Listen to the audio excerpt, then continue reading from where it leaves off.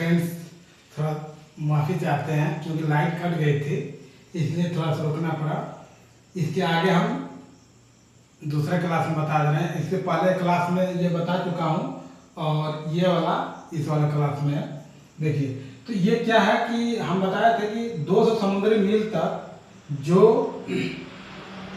200 समुद्री मील तक अगर कोई देश समुद्र से लगा हुआ है तो उस देश का 200 समुद्री मील तक अधिकार होगा या 360 किलोमीटर तक होगा। उस क्षेत्र को क्या बोला जाता है?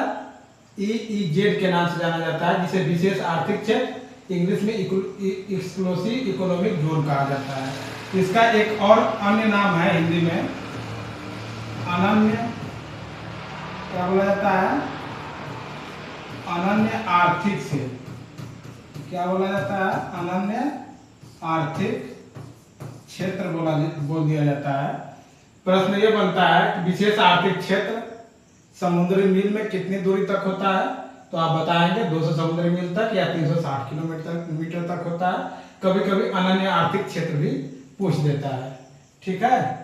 कभी कभी अनन्य आर्थिक क्षेत्र भी पूछ देता है। हम इसे बता चुके हैं पूरा इससे पहले वाले क्लास में।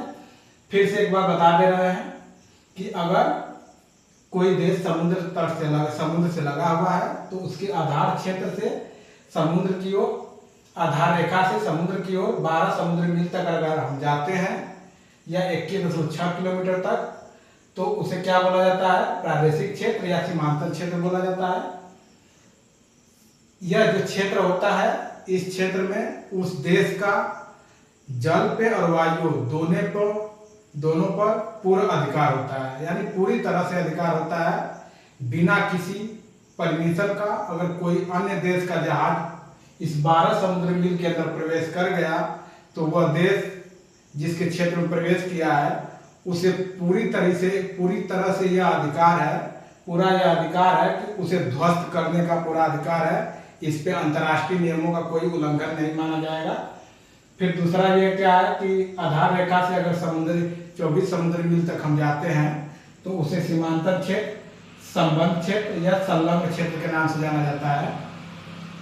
और 200 समुद्री मील तक जाएंगे तो EEZ के नाम से जाना जाता है। आइए हम इसे चित्र के माध्यम से समझा दे रहे हैं आप लोगों को।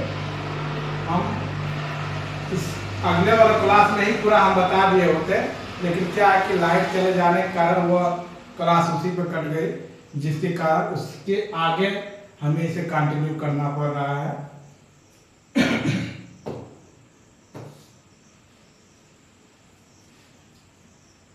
भारत के परिप्रेक्ष्य में ही आप लोगों को मैं बता दे रहा हूँ, भारत के परिप्रेक्ष्य में ही बता दे रहा हूँ।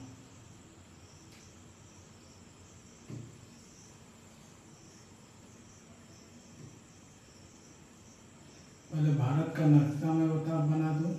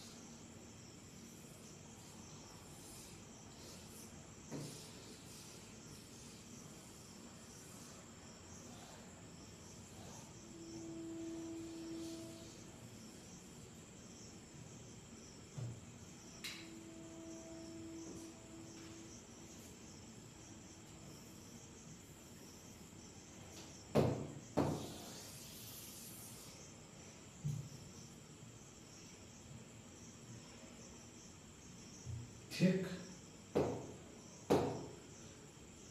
तीनों को मैं समझा दे रहा हूँ, पूरा अच्छी तरह से बताऊंगा,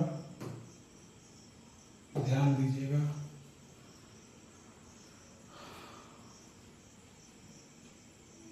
ये तो अपना बांग्लादेश है, ये बांग्लादेश है। देखिए,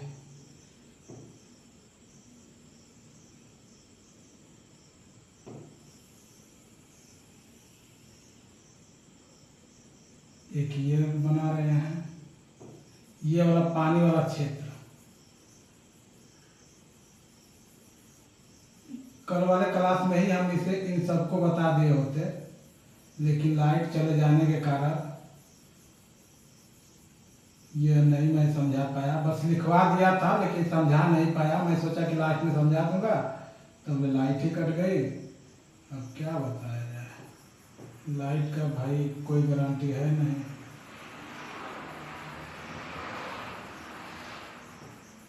ये वाला जो मैं डार्क कर रहा हूँ, इस वाले क्षेत्र को प्रादेशिक क्षेत्र बोला जाता है। इसे क्या बोला जाता है?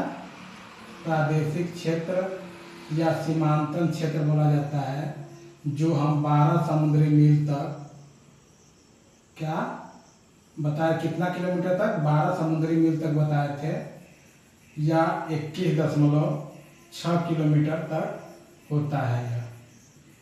ये भारत के परिप्रेक्ष्य में मैं समझा रहा हूँ, तो इसका मतलब भारत के लिए ही यह नियम नहीं है। पूरे विश्व में जितने भी देश हैं जो समुद्र से लगे हुए हैं, उन सभी पर यह नियम लागू होता है। जो संयुक्त राष्ट्र के एक संस्था थी जिसका नाम था UNCLOS नामक एक संस्था थी, जो उन्होंने दिया था। इस क्षेत्र का क्या नाम था? यहाँ से यहाँ तक के क्षेत्र को जो नाम दिया गया, यह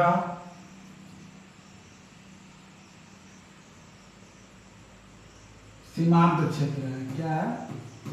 सीमांत क्षेत्र। क्या है? यह सीमांत क्षेत्र है। इसी का दूसरा नाम क्या है?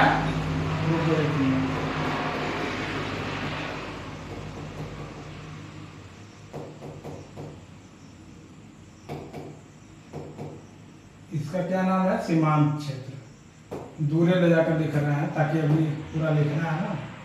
इस वाले क्षेत्र को क्या बोला गया? सीमांत क्षेत्र। सीमांत क्षेत्र या इसी को प्रादेशिक क्षेत्र बोला जाता है। इसी को प्रादेशिक क्षेत्र बोला जाता है। यह कितना किलोमीटर तक होता है?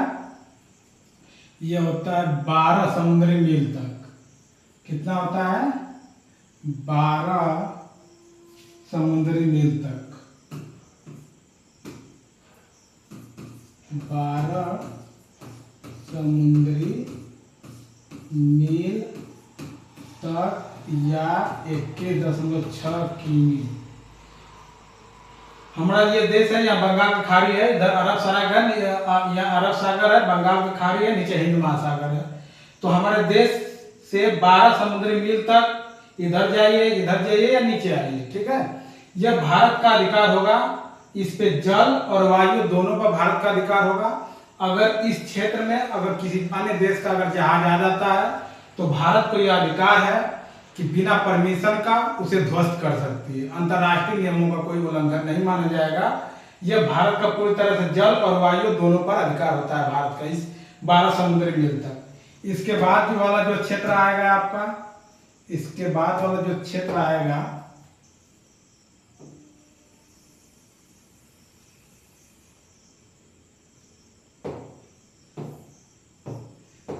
ये वाला क्षेत्र,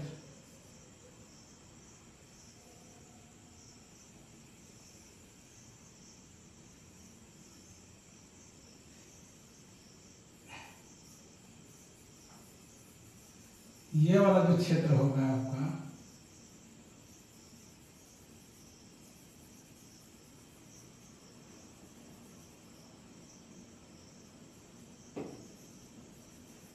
ये इस वाले क्षेत्र को बोला जाता है सन्निहित क्षेत्र, या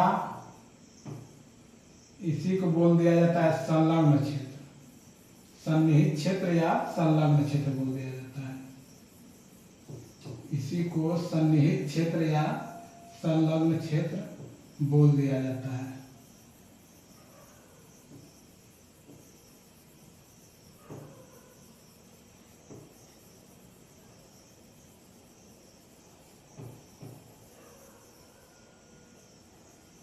इसी को सन्निहित क्षेत्र या संलग्न क्षेत्र बोल दिया जाता है।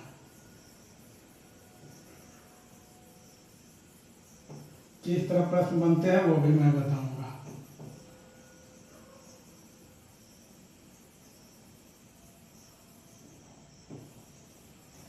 देखिए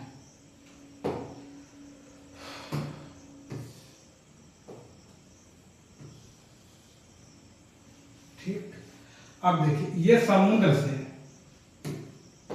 मतलब भारत के आधार रेखा से यहाँ से यहाँ की जो दूरी होती है, जो यहाँ से लेकर यहाँ की दूरी होती है, उसे बोला जाता है, इसी को बोल दिया जाता है सन्निहित क्षेत्र। सन्निहित क्षेत्र या संबंध क्षेत्र या संलग्न क्षेत्र। इनकी दूरी कितनी होती है? ये दूरी जो होती है 24 समुद्री मील, 24 समुद्री मील या 43.2 किमी होती है। अर्थात भारत का आधार रेखा से समुद्र की ओर 24 समुद्री मील तक अगर जाएंगे तो उस क्षेत्र को क्या बोला जाता है? सन्निहित क्षेत्र बोला जाता है। उसी का दूसरा नाम संलग्न क्षेत्र या संबंध क्षेत्र। अगर समुद्री मील ऑप्शन में कोई देगा कि कितने समुद्री मील तक के क्षेत्र को किस नाम से जाना जाता है, तो 24 समुद्री मील को सन्निहित क्षेत्र के नाम से जाना जाता है। किलोमीटर में 43.2 किमी आएगा। प्रश्न इस प्रकार यह भी बन जाता है कि सीमांतन क्षेत्र से सन्निहित क्षेत्र की दूरी समुद्र की ओर कितनी है? मतलब समुद्र का में सीमांतन या प्रादेशिक क्षेत्र से दूरी सीमांतन क्षेत्र का कितना है? मतलब कहाँ से पूछ रहा है? यहाँ से पूछ रहा है। अर्थात ये तो 12 समुद्री मील तक कौन है? सीमांतन क्षेत्र है। तो पूछ देगा कि प्रादेशिक क्षेत्र से सन्निहित क्षेत्र का विस्तार कितना है? तो 12 है। यहाँ से लेकर यहाँ तक की दूरी कितनी है? 12 है। यह एक ऐसा क्षेत्र होता है यहाँ से लेकर के यहाँ तक जिसमें टैक्स वगैरह वसूले जाते हैं। जैसे कोई विदेशी जहाज अगर इन क्षेत्रों से होकर गुजरता है तो भारत को यह अधिकार है कि उनसे टैक्स वसूल सकता है। ठीक है। अब फिर लास्ट एक बचता है 200 समुद्री मील तक। एक लास्ट बच रहा है जिसे मैं बता दे रहा हूं, 200 समुद्री मील तक।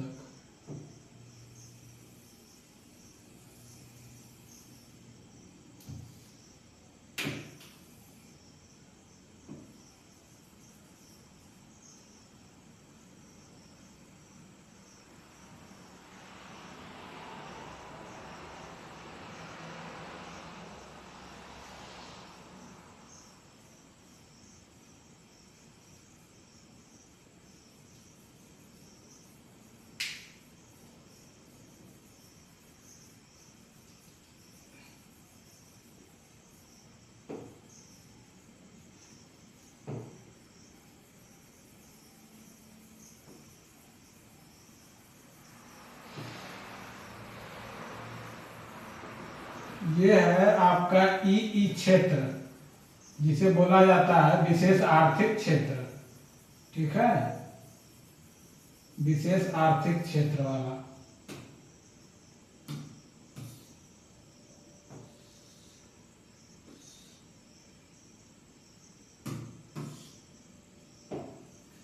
यह है विशेष आर्थिक क्षेत्र।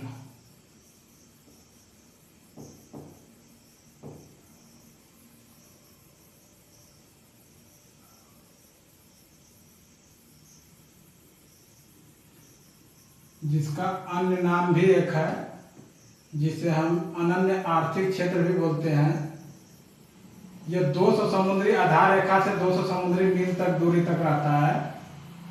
इस क्षेत्र में जितने भी खनिज पदार्थ यदि निकलते हैं तो उस पर भारत का अधिकार होगा, और भारत अपने देश के आर्थिक विकास के लिए, भारत की अगर सरकार चाहे तो उनका आवश्यकता अनुसार उन खनिज पदार्थों का दोहन कर सकती है। इस क्षेत्र में कोई अन्य देश आकर के कोई खनिज पदार्थ निकलता है तो उस पर हस्तक्षेप नहीं कर सकता है। ठीक है, इधर देखा, उधर जगह नहीं, इधर दिखा देना है। यहाँ से लेकर के यहाँ तक की जो दूरी है 200 समुद्री मील है। कितनी है? 200 समुद्री मील है, या इसी को बोल दिया जाता है 360 किमी। 360 किमी, इसका नाम हम लिख दे रहे हैं, क्या होता है, इसको बोला जाता है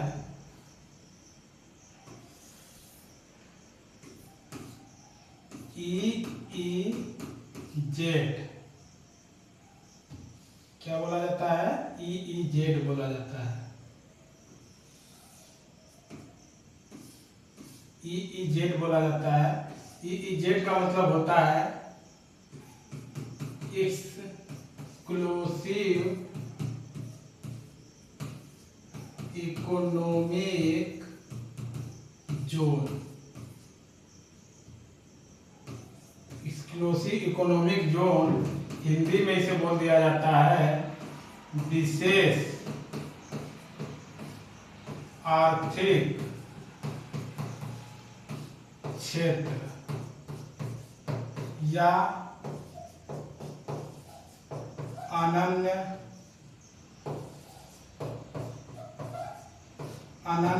आर्थिक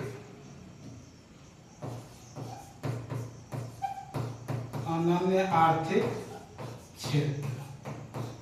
देखिए, हमारा देश से आधार रेखा से अगर 200 समुद्री मील तक अंदर अगर हम जाते हैं तो उस पर क्या होगा, यानी 360 किलोमीटर तक, तो उस पर भारत का अधिकार होगा। इन 200 समुद्री मील के अंतर्गत जितने भी खनिज अगर पदार्थ निकलते हैं तो भारत सरकार चाहेगी तो उसका आवश्यकता अनुसार अपना दोहन कर सकती है अपने देश के विकास के लिए। ठीक है, आर्थिक विकास के लिए।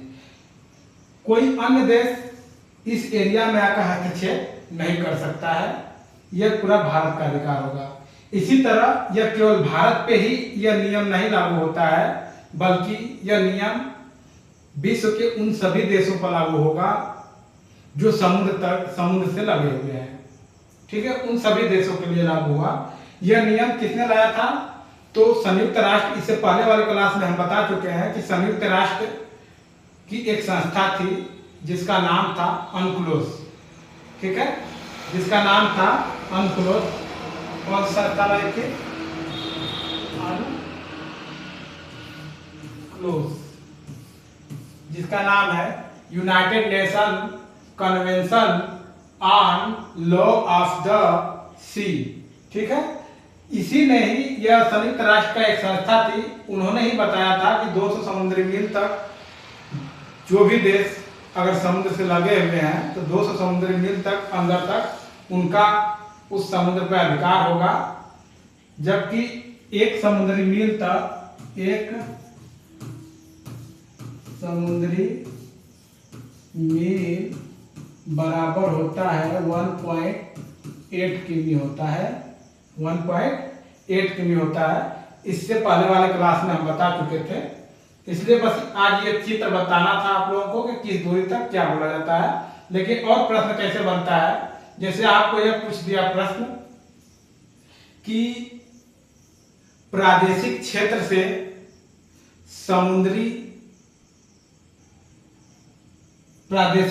से विशेष आर्थिक क्षेत्र का विस्तार कितना है, यानी प्रादेशिक क्षेत्र से बोला है, यानी प्रादेशिक क्षेत्र कितना है? 12 समुद्री मील तक है। जबकि आधार रेखा से विशेष आर्थिक क्षेत्र 200 समुद्री मील तक है। तो यहाँ से लेकर यहाँ की दूरी पूछ रहा है, तो प्रादेशिक क्षेत्र से विशेष आर्थिक क्षेत्र का जो विस्तार होगा 200 में से 12 समुद्री मील घटा देंगे तो कितना बचेगा, 188 समुद्री मील तक हो जाएगा। फिर दूसरा प्रश्न यह भी पूछ सकता है कि जो हमारा विशेष आर्थिक क्षेत्र होता है वह सन्निहित क्षेत्र से कितना विस्तार है, सन्निहित क्षेत्र से विशेष आर्थिक क्षेत्र का विस्तार कितना है, तो आप 200 समुद्री मील में से 24 समुद्री मील घटा देंगे तो 176 समुद्री मील विस्तार होगा यहां से लेकर के, यानी यहां से लेकर के यहां तक, क्योंकि यहां से यहां तक 24 है, ये आप देख रहे हैं 24 है जिसे सन्निहित क्षेत्र बोला गया। आधार से, ये आधार से दूरी है, ये आधार से पूछेगा तो 200 समुद्री मील दूरी तक, प्रादेशिक क्षेत्र से इसका विस्तार कितना होगा 188 समुद्री मील तक, सन्निहित क्षेत्र से विशेष आर्थिक क्षेत्र का विस्तार कितना होगा 176 समुद्री मील तक। तो ये हम आज किसी भी देश का समुद्र में कितनी दूरी तक अधिकार होता है उन सब के बारे में हमने अध्ययन किया।